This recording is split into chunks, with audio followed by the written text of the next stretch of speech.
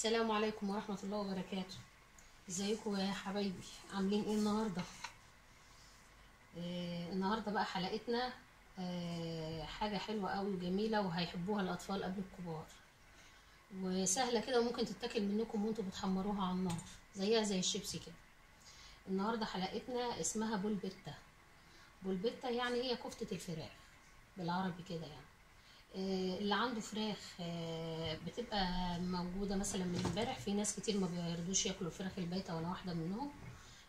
فدي نص فرخه اتبقت، فاحنا فصصناها مسلوقه او مشويه ايا كان، يعني المهم اي فراخ بايته عندكم تفصصوها بالشكل ده، واقول لكم تعملوا فيها ايه وتجددوا منها وتعملوا طبق جميل ولذيذ، والاطفال هياكلوه منكم وانتوا بتحمروه على النار لو انتوا سبت لهم حاجه يعني.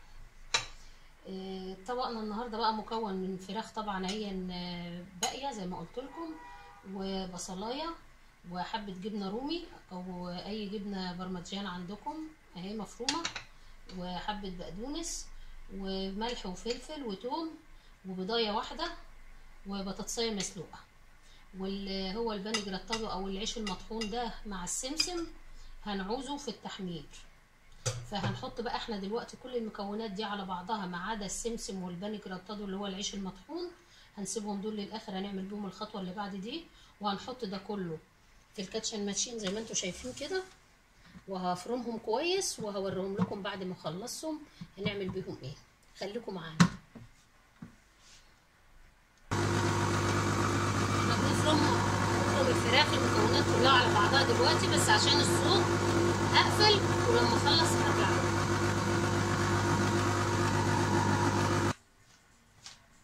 بعد ما فرمنا الكفته يا جماعه هي في الكاتشن ماشين بجميع المكونات بتاعتها، صبعتها وحطيتها بس ايه 5 دقايق كده في التلاجة على الرف عشان تتماسك شويه. واحنا ما فرمناهاش قوي، احنا يعني ما خليناهاش عجين، فرمناها كده يعني نص فرمه كويسه يعني. دلوقتي عندنا بيض وبقسماط وسمسم، هنحط السمسم كده، بيض وبقسماط وسمسم ودقيق. وده بقى طبعا الجرنش اللي هنعمله وهنفرشه تحت الطبق لما نيجي نقدم الطبق ان شاء الله. وطبعا دي القلايه بتاعتي وحطيت فيها الزيت وهشغلها كده، خلاص هي فيها الزيت وشغاله بتسخن، وهنقلب ده كده على بعضه. ده السمسم ده بيديله طعم جميل يا جماعه خالص وشكل كمان. دلوقتي اللهم صل على النبي احنا هنحط كفتة الفراخ او البولبيتا دي بتتباع يا جماعة في البيتزاريات هناك، اللي هي محلات البيتزا بتتباع هناك كده، لما بيعملوها بتبقى طعمها جميل، بيبيعوها كده بالواحدة يعني. احنا هنحطها طبعا هنا كده زي ما انتم شايفين في الدقيق، والدقيق ده عشان نخليها متماسكة، وبعدين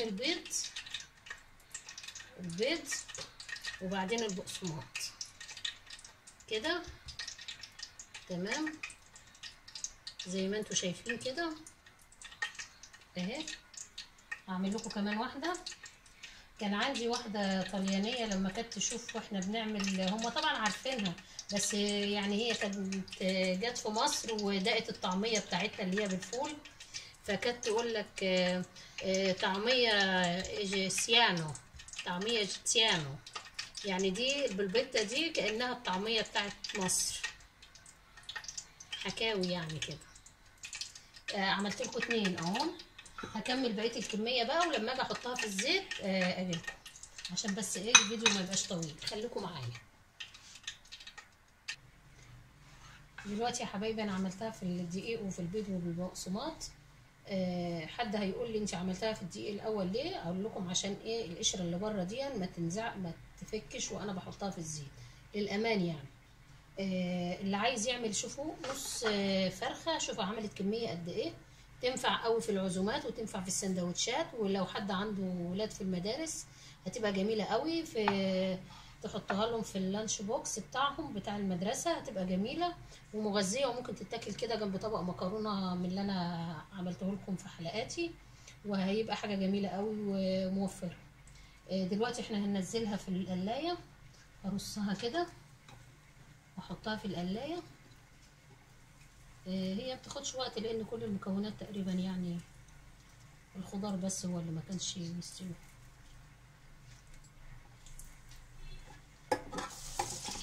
كده احنا نزلناها،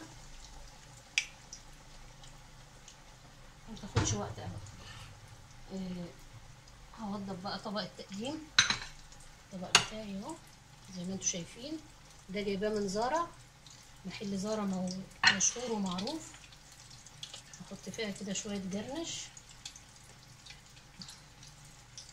وانا بحب ازوق الاكل قوي بصراحه. اي حد بيجيني بيقول لي انت بتحبي تقدمي الطبق بشكل جميل يفتح النفس قبل ما حد يدوقه يعني.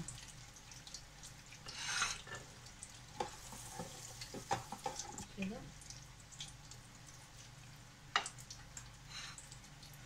الطبق ده يا جماعه يعجبكم قوي وموفر والله، يعني اللي عنده اسره هيوفر معاه جامد. لو مثلا اتبقى فراخ، في ناس ما بتحبش الوراك وفي ناس ما بتحبش صدور الفراخ، اللي يتبقى منه يعمله بالطريقه دي وهتعجبهم، وتغيير وصنف جديد، مش هيبان ان هو دي الفراخ البايته بتاعت امبارح. زي ما انتم شايفين كده انا قطعت جزريه عشان يبقى الشكل جميل. معلش باكل جزر. ده اول حاجه هي جهزت. انا بشيلها بايدي، مش راضيه اشيلها بالشوكه. عشان ايه؟ هي سخنه طبعا، بس انا لو شلتها بالشوكه ممكن تتفتح، فانا مش عايزاها تتفتح. شفتوا نص فرخه عمل طبق محترم وطعمه جميل. واللي عايز يعين منه يا جماعه يعين، ممكن يعمله في اي وقت تاني، يقليه يعينه كده في طبق فوم ويغلفه. طبق فوم ويغلفه هيبقى جميل برضو، ويقعد في الفريزر مفيش مشكله. هتطلعيه وهو متجمد، ممكن تقليه عادي زي البانيه، وهيوفر عليكي كتير بصراحه. مع طبق مكرونه سهل، وتبقى وجبه موفره وجميله. انا هفتح لكم واحده بس لما تبرد كده شويه بس.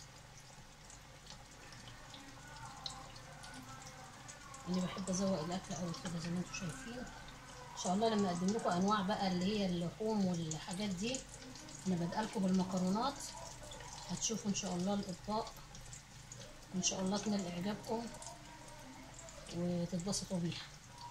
انا هقطع واحده، شوفوا شكلها من جوه، شكلها جميل. هي مستويه، خدت لون بس لان الفراخ كده كده مشويه او مسلوقه.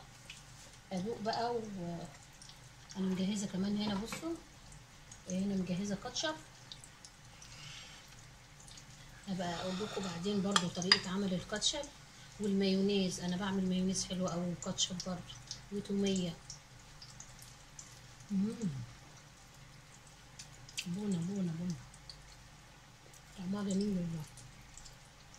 ان شاء الله تجربوها وتعجبكم. اطلع بقيه الطبق بقى.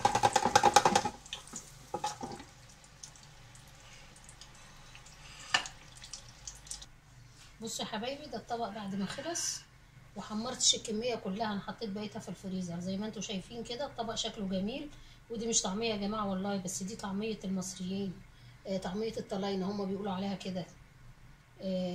شايفين شكلها عامل ازاي؟ شكلها جميل وشكلها روعه. وكل اللي كان عندي بيعرف عني ان انا بحب اقدم الطبق بالشكل الحلو كده عشان يفتح النفس. دي حاجه انا معروفه بيها يعني الحمد لله. وده الكاتشب اهو. وزي ما قلت لكم كده ان شاء الله في الحلقات الجايه هعمل لكم الكاتشب والتوميه والمايونيز والطحينه. ان شاء الله في حاجات من دي كتير هعملها لكم. عايزين نكبر القناه، ساعدوني، وان شاء الله اكون عند حسن ظنكم. والسلام عليكم ورحمه الله وبركاته.